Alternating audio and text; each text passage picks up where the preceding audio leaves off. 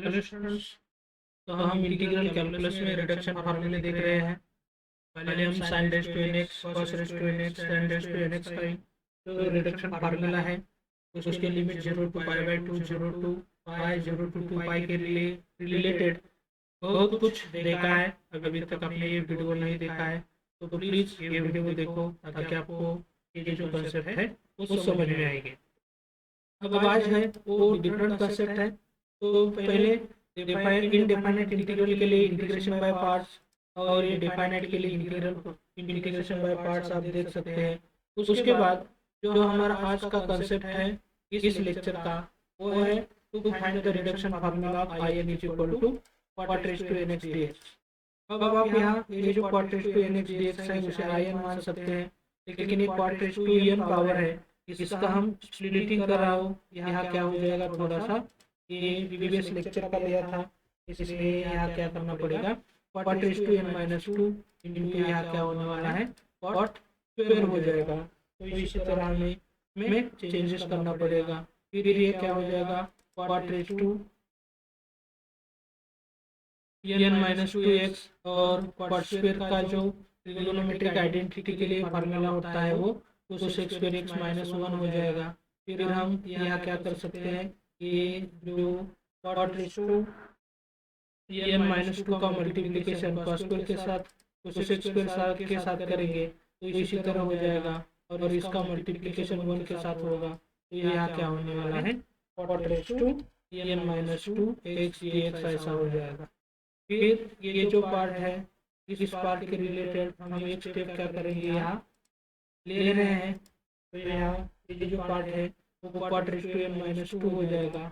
अब आप यहाँ देख सकते हैं हम थोड़ा सा क्या करेंगे, यहाँ ये जो इंटीग्रल है इसके लिए रिलेटेड पहला पार्ट है इसके रिलेटेड क्या करेंगे, सेपरेट इंटीग्रेशन लेंगे तो ये पार्ट इसी तरह हो जाएगा और दूसरा पार्ट है जो माइनस करके इसी तरह क्या होने वाला है पार्ट होने वाला है।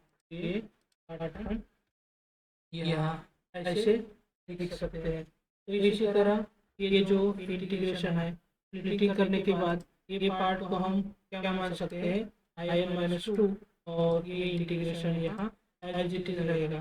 फिर ये जो negative I n minus two है वो लेफ्ट में आने के बाद पॉजिटिव हो जाएगा और यहाँ left hand side right hand side का जो इंटीग्रेशन है वो क्या हो जाएगा cot raise to n minus two into cosec square x d x ऐसे हो जाएगा।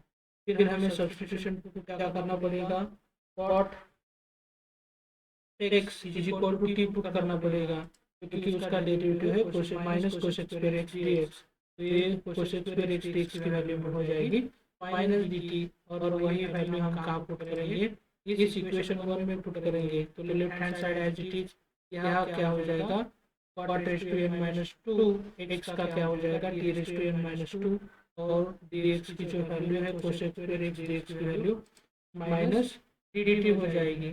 अब यहाँ आप देख सकते हैं ये जो माइनस साइन है हम बाहर ले रहे हैं और t raise to n minus two का integration t raise to n minus one upon n minus one ऐसा हो जाएगा। और इसके बाद हम जब सिंप्लीफाई करेंगे ये पार्ट टी की वैल्यू पुट करने के बाद इसी तरह आपको मिलने वाला है। तो ये माइनस करके इसी तरह पार्ट आपको मिल जाएगा। ये पार्ट हम राइट हैंड साइड में लेके जा सकते हैं। तो इसी तरह आपका जो cot raise to n x d x है इसका integration minus of cot raise to n minus one x upon n minus one minus cot raise to n minus two x d x ऐसा हो जाए। अब next जो example है, next example में हम इसके रिलेटेड एग्जाम्पल ले रहे हैं। तो reduction formula of I n में cot raise to n x d x का लिमिट π/4 to π/2 लेने वाले हैं और उसके बाद हमें क्या करना है find out I find out करना है। तो इसके लिए हम क्या कर सकते हैं, डायरेक्ट इसका जो इंटीग्रल है डायरेक्ट डेफिनेट इंटीग्रल भी फाइंड आउट कर सकते हैं। तो हम डेफिनेट इंटीग्रल का ही कंसेप्ट डायरेक्ट यूज करने वाले हैं। जैसे हम ये विदाउट इनडेफिनेट इंटीग्रल कैसे ये फाइंड आउट कर सकते हैं। तो ये जो गिवन पार्ट है पहले मुझे given part as it is लिखना पड़ेगा। तो यहाँ आप देख सकते हैं ये जो गिवन पार्ट है, मैंने एज इट इज लिखा है। फिर इसके बाद हम ये जो पार्ट है, ये पार्ट जैसे कि प्रीवियस पार्ट में किया था उसकी तरह करना है। यहाँ n माइनस टू करेंगे, तो यहाँ पावर जब n माइनस टू यहाँ किया है, तो उसी तरह दूसरी जो टर्म है इसकी क्या लेनी पड़ेगी मुझे, tan raise to sorry cot raise to 2x dx ऐसी टर्म यहाँ लेनी पड़ेगी, क्योंकि मैं क्वाट रेज टू nx का यहाँ लिटिंग कर रहा हूँ। फिर हम क्या कर सकते हैं, ये जो क्वाट स्क्वायर x है इसके लिए क्या करना पड़ेगा मुझे, इसके लिए ट्रिगोनोमेट्रिक आइडेंटिटी का यूज करके यहाँ जो वैल्यू है वो क्वाट स्क्वायर की जगह क्या हो जाएगी, कोसेक स्क्वायर एक्स माइनस क्या होती है 1 होती है। तो ये वैल्यू हम क्या कर रहे हैं, यहाँ ले रहे हैं। अब इसके बाद क्या पार्ट हो जाएगा आप ही देख सकते हैं। में हम ये जो क्वाट raise to n minus two का मल्टीप्लिकेशन जो है इसके साथ करने वाले हैं, यहाँ कोसेक स्क्वायर के साथ करेंगे और यहाँ 1 के साथ करेंगे। इसी तरह हमारा जो पार्ट है हो जाएगा। प्रीवियस इनडेफिनाइट में भी हमने ऐसा ही किया था। तो ये इनडेफिनाइट और डेफिनाइट में क्या फर्क है आगे जाके आपको अपने आप समझ में आएगा। अब यहाँ मैं ये जो पार्ट है इस पार्ट के लिए क्या करूँगा, सेपरेट इंटीग्रल ले रहा हूँ। तो ये इसके लिए सेपरेट इंटीग्रल हो जाएगा और माइनस इसी तरह का इंटीग्रल किसके लिए हो जाएगा, सेकंड पार्ट में जो क्वाट raise to n minus two है, क्वाट raise to n minus x d x इसके लिए भी हो जाएगा। लेकिन आप यहाँ जो सेकंड इंटीग्रल है, सेकंड इंटीग्रल को देखेंगे तो ये जो पार्ट है आई एन के लिए मैंने क्वाट रेज टू n लिया था, तो यहाँ क्वाट raise to n minus two के रिलेटेड ये जो होने वाला है जनरल सिंबल ये हो जाएगा आई एन माइनस टू। तो हमारा यहाँ लेफ्ट हैंड साइड में क्या हो जाएगा आई एन और राइट हैंड साइड में क्या हो जाएगा आई एन माइनस टू। तो इसी तरह ये जो इंटीग्रल है वो इंटीग्रल हो जाएगा। लेकिन फिर इसके बाद जो राइट हैंड साइड का minus I n minus two है वो लेफ्ट हैंड साइड में आएगा। लेफ्ट हैंड साइड में आने के बाद ये यहाँ लेफ्ट हैंड साइड में क्या होने वाला है, माइनस का प्लस होने वाला है। और ये जो इक्वेशन है इसी इक्वेशन नंबर हम क्या करते हैं 1 दे देते हैं। तो इस इक्वेशन 1 को क्या करना है, सॉल्व करना है। तो जो इक्वेशन 1 आपके सामने दिख रहा है इसके लिए मुझे क्या करना पड़ेगा, सब्स्टिट्यूशन मेथड यूज करना पड़ेगा। तो सब्स्टिट्यूशन मेथड के लिए हम क्या कर रहे हैं, ये जो सब्स्टिट्यूशन है सुटेबल सब्स्टिट्यूशन हमें चूज करना है। तो यहाँ हम देख सकते हैं ये जो सब्स्टिट्यूशन करेंगे, सब्स्टिट्यूशन करने के बाद जो लिमिट जो है लिमिट सब कुछ देखना पड़ेगा। हम थोड़ा सा क्या किया है, यहाँ क्वाट एक्स के लिए हमें क्या करना पड़ेगा, सब्स्टिट्यूशन यूज करना है। अब तक आप ये क्वाट x is equal to t put करेंगे तो इसका जब हम डिफरेंशिएशन लेंगे तो क्वाट एक्स का जो डेरिवेटिव होता है वो क्या होता है माइनस उससे स्क्वायर एक्स एक्स ऐसा होता है। ये डेरिवेटिव यहाँ आप देख सकते हैं is equal to right hand side का जो डेरिवेटिव है टी का ये क्या हो जाएगा टी हो जाएगा। लेकिन जब हम डेफिनेट इंटीग्रेशन यहाँ देखते हैं तो ये डेफिनेट इंटीग्रेशन में हमें क्या करना पड़ेगा, ये जो लिमिट्स है वो लिमिट्स भी देखने पड़ते हैं। तो यहाँ लिमिट्स आर लिखा है लेकिन यहाँ पे यहाँ देख सकते हैं लिमिट जो है pi by 4 to pi by 2 limit है। यहाँ हम थोड़ा सा प्रीवियस एग्जाम्पल के रिलेटेड पार्ट लिया था तो ये क्या हो जाएगा pi by 4 to pi by 2 हो जाएगा। अब आप यहाँ देख सकते हैं टी के रिलेटेड ये जो tan of pi by sorry cot of pi by 4 put करेंगे तो कॉट पाई बाय 4 क्या होता है 1 होता है। तो यहाँ टी का लिमिट क्या हो जाएगा 1 हो जाएगा। और कॉट पाई बाय 4 की जो सॉरी यहाँ पाई बाय 2 पुट करेंगे एक्स की जगह तो कॉट पाई बाय 2 जो होता है वो क्या होता है 0 होता है। तो इसी तरह हमें क्या करना है, ये जो आप लिमिट देख रहे हैं इक्वेशन 1 में ये इक्वेशन किसके रिलेटेड है एक्स, ये वेरिएबल के रिलेटेड लिमिट है। लेकिन ये हमें क्या करना है सब कुछ चेंज करके ये वेरिएबल में लेके जाना है। तो इक्वेशन 1 बिकम्स यहाँ लिख रहे हैं, लिखते हैं इक्वेशन 1 क्या बन जाता है इक्वेशन 1 becomes क्या बन जाता है, देखते हैं इक्वेशन नंबर 1। अब ये जो इक्वेशन 1 है ये मैंने एज इट इज लिया है, लेकिन यहाँ मैं क्या क्या चेंजेस कर रहा हूँ आपको अच्छी तरह देखना चाहिए। ये जो वेरिएबल है एक्स के लिमिट के जगह मुझे क्या करना पड़ेगा, टी के लिमिट्स लेने हैं। तो टी का 5/4 के रिलेटेड टी का लिमिट क्या है 1 है, तो यहाँ मुझे क्या करना पड़ेगा 5/4 के रिलेटेड जो लिमिट है टी का क्या करना पड़ेगा 1 लेना पड़ेगा। और यहाँ जो अपर लिमिट है अपर लिमिट 5/2 के रिलेटेड क्या आया है 0 आया है, तो मुझे क्या करना पड़ेगा 0 लेना पड़ेगा। अब फिर आप यहाँ देख सकते हैं ये जो पार्ट है ये पार्ट क्या होने वाला है e रेज़ टू n-2 होने वाला है। तो इसी तरह हम क्या कर सकते हैं ये जो लिमिट है ऐसे लिख सकते हैं। और ये जो आप देख सकते हैं इसमें हम क्या कर सकते हैं, ये जो पार्ट नेगेटिव है उन नेगेटिव पार्ट को हम राइट हैंड साइड में शिफ्ट करेंगे। तो ये माइनस सॉरी तो स्क्वायर एक्स की जगह हम क्या कर सकते हैं माइनस dt पुट कर सकते हैं। ये पार्ट आप देख रहे हैं इसके जगह मुझे क्या पुट करना है माइनस dt पुट करना है। तो इतना सिंपल है ये पार्ट जो कुछ हम कर रहे हैं वो। और इसके बाद आपको पता चल जाएगा ये माइनस साइन जब हम इस लिमिट में मर्ज करेंगे तो ये माइनस dt का मैं dt ही लिख रहा हूँ, लेकिन जो माइनस साइन है वो माइनस साइन लिमिट में मर्ज कैसे हो जाएगा, अपर लिमिट का लोअर लिमिट हो जाता है और लोअर लिमिट का अपर लिमिट हो जाता है। तो इसी तरह ये जो इंटीग्रेशन है वो इंटीग्रेशन डेफिनेट इंटीग्रल में हो जाएगा। अब टी रेज़ टू n-2 का इंटीग्रेशन आप देख सकते हैं टी रेज़ टू n-2 का इंटीग्रेशन जो है क्या हो जाएगा, तो यहाँ करके दे रहे हैं ये क्या हो जाएगा टी के पावर में n-1 हो जाएगा और डिवाइडेड बाय क्या हो जाएगा n-1 हो जाएगा। तो इसी तरह हम क्या कर सकते हैं ये लोअर लिमिट 0 है अपर लिमिट क्या है 1 है और ये सिंपलीफाई करेंगे अपर और लोअर लिमिट के लिए यही पार्ट जो है इस पार्ट में क्या हो जाएगा अपर लिमिट के लिए रिलेटेड वैल्यू हो जाएगी यहाँ 1। ये जो पार्ट होने वाला है 1 रेज़ टू n-1 हो जाएगा माइनस यहाँ होने वाला है 0 रेज़ टू n-1। तो सेकंड जो पार्ट है वो हो जाएगा और यही पार्ट सिर्फ रहेगा और यही पार्ट जो है इसमें 1 रेज़ टू n-1 जो है तो क्या बन जाएगा 1 बन जाएगा।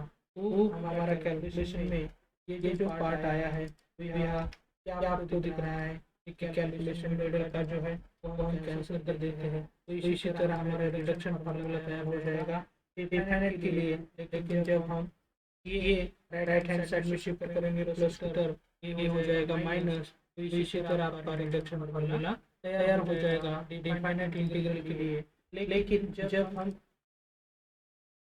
आयन की वैल्यू आपको पता है आयन की वैल्यू हमने क्या ली थी, आप यहाँ देख सकते हैं ये जो आयन की वैल्यू है जब ये चूज करेंगे तो यही फार्मूला है।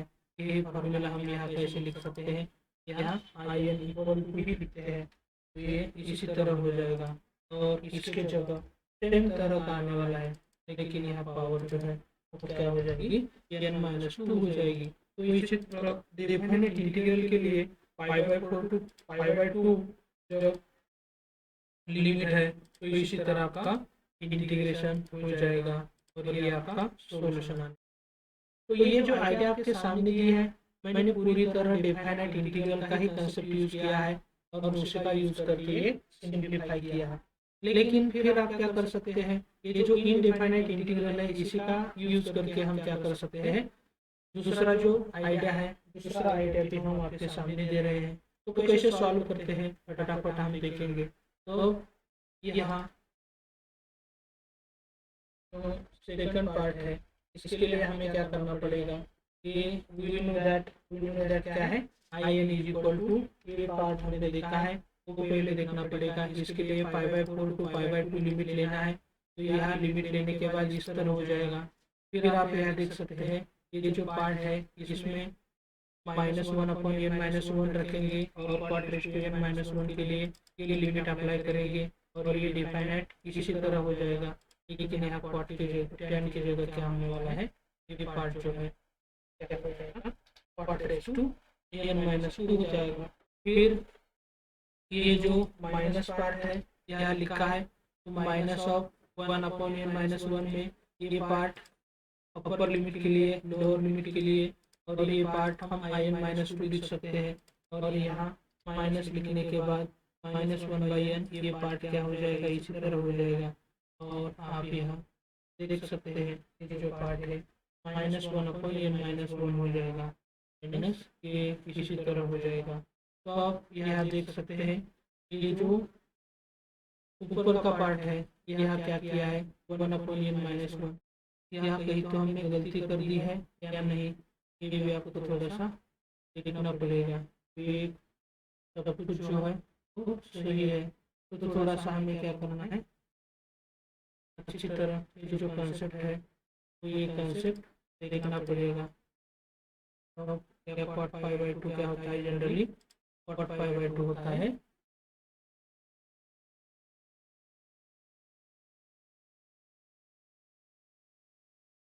यहाँ थोड़ा सा हमने गलती कर दी है, तो ये क्वाड π/2 यहाँ लिखा है, लेकिन ये जो पार्ट है ये पार्ट मैंने नहीं कंसिडर किया है। लोअर लिमिट के लिए आप यहाँ देख सकते हैं, तो क्वाड π/2 और यहाँ क्या लेना पड़ेगा, क्वाड ऑफ π/4 करना पड़ेगा। अब आप यहाँ देख सकते हैं क्वाड π/2 की वैल्यू क्या है, 0 हो जाएगी, और यहाँ क्या होने वाली है, वैल्यू 1 होने वाली है। तो ये सब सिंप्लीफाई करने के बाद ये जो पार्ट है ये पार्ट क्या हो जाएगा, प्लस हो जाएगा। तो ये जो हमने इनडेफिनेट टू डेफिनेट बनाया है, इसका solution 1/n-1 minus of in-2, और जो हमने डायरेक्ट लिया था ये आप देख सकते हैं दोनों ही सॉल्यूशन है सेम है। तो ये जो अल्टरनेटिव आइडिया है वो अल्टरनेटिव आइडिया यूज करेंगे तो भी आपका जो सॉल्यूशन है वही सॉल्यूशन आने वाला है। तो आपका कौन सा इनडेफिनेट टू डेफिनेट जाना है या डायरेक्टली डेफिनेट जाना है वो आप भी डिसाइड कर सकते हैं। तो उसके बाद आपको फाइंड आउट करने के लिए बोला था I5 फाइंड आउट करने के लिए। तो I5 फाइंड आउट करने के लिए n की वैल्यू मुझे 5 पुट करनी पड़ेगी इस in में। तो आप यहाँ देख सकते हैं ये जो पार्ट है इस पार्ट में हमें क्या पुट करना पड़ेगा, n = 5 पुट करना पड़ेगा। 5 पुट करने के बाद I5 = π/4 इसी तरह हो जाएगा। और राइट हैंड साइड में क्या क्या चेंजेस होने वाले हैं आप यहाँ देख सकते हैं। तो ये जो पार्ट है यहाँ क्या होने वाला है, 5-1 अपॉन -i ऑफ 5-2 ऐसे हो जाएगा। लेकिन फिर थोड़ा सा यही पार्ट हम जब सिंप्लीफाई करते हैं तो सिंप्लीफाई करने के बाद आपको पता चल जाएगा ये क्या हो रहा है, 1/4 हो रहा है। और ये जो सब्सक्रिप्ट देख रहे हैं आप, ये जो सब्सक्रिप्ट है वो क्या हो जाएगा, I3 हो जाएगा। लेकिन फिर थोड़ा सा मुझे I3 का भी सिंप्लीफिकेशन करना है। तो I3 का सिंप्लीफिकेशन कैसे हो जाएगा आप देख सकते हैं, जैसे कि I5 का इसी तरह हो जाएगा, n की वैल्यू 5 चूज करनी पड़ेगी। इसी तरह मुझे क्या करना पड़ेगा, I3 के लिए ये जो पार्ट है ये पार्ट क्या करना पड़ेगा, -1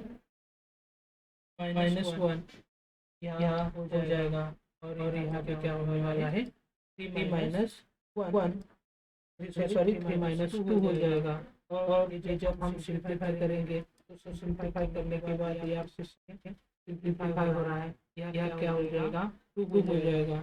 यहाँ हम I1/2 ले रहे हैं, लेकिन यहाँ क्या होने वाला है, I1 होने वाला है।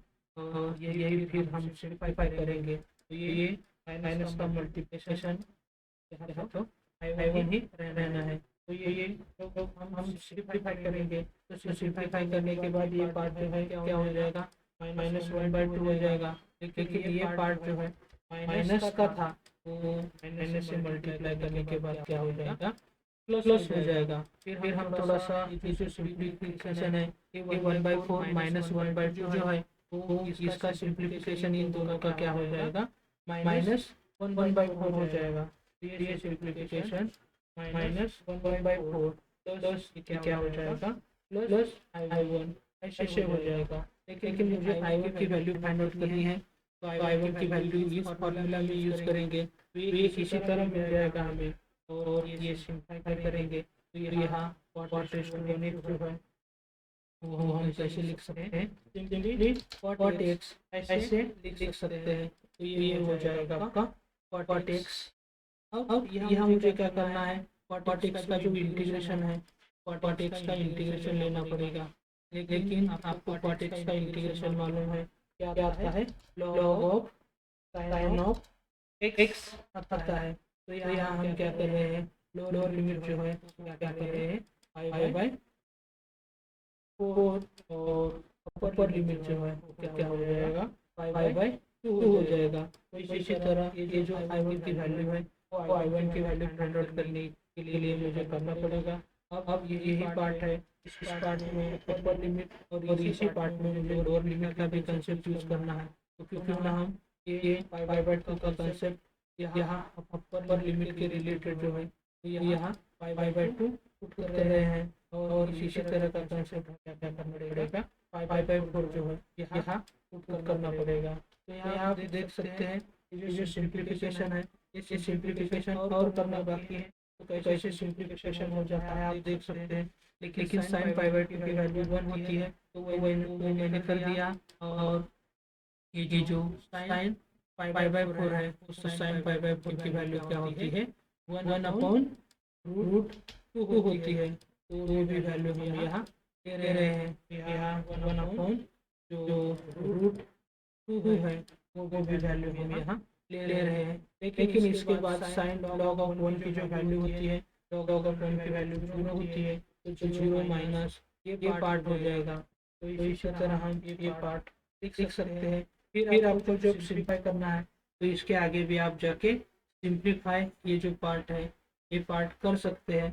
तो ये 0 के बाद जो पार्ट आया है इस पार्ट में हम क्या करेंगे, log M minus log N का यूज करेंगे। तो यही पार्ट जो है क्या हो जाएगा, लॉग ऑफ 1 हो जाएगा।